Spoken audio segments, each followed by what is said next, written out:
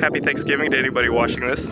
Just remember though that this is not the only day that you're allowed to be thankful for stuff, so be thankful every day. I'm thankful for my health and the opportunity to do what I love every single day, which is to train and try to be a better runner. But I am not thankful for tracks that are closed down when I happen to be back home. For real though, it's not that big of a deal for me. It'll be really cool for my high school team to have a new resurfaced track. It's really just a minor inconvenience for me. So it's kind of neat that this just came up because this is a perfect example of being willing to adapt and be flexible in your training, because you never know what's going to come up.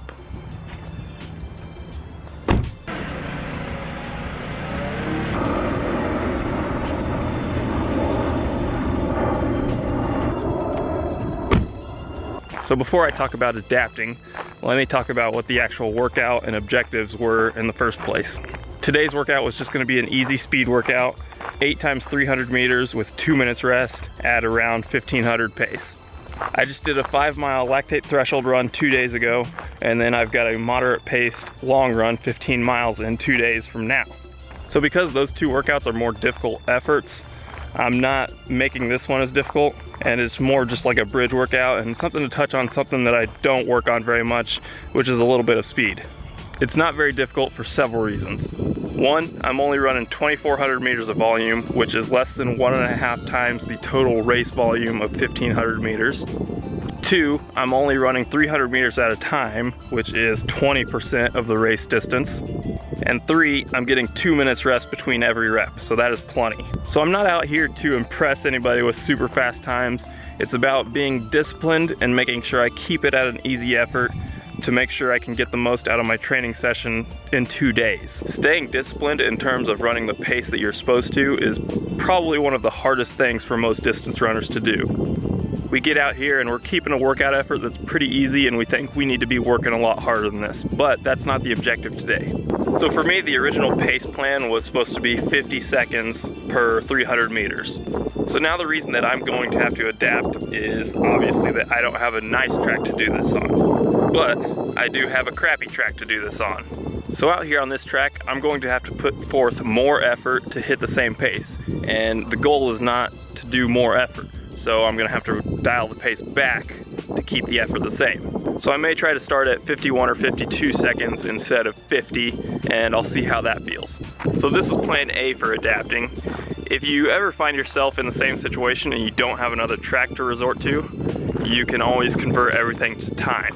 So my next plan would have been to find a flat section of road somewhere and just time myself running at a good effort for about 50 seconds, and then I would just run that distance back and forth. That's all the talking I want to do. I want to go run now.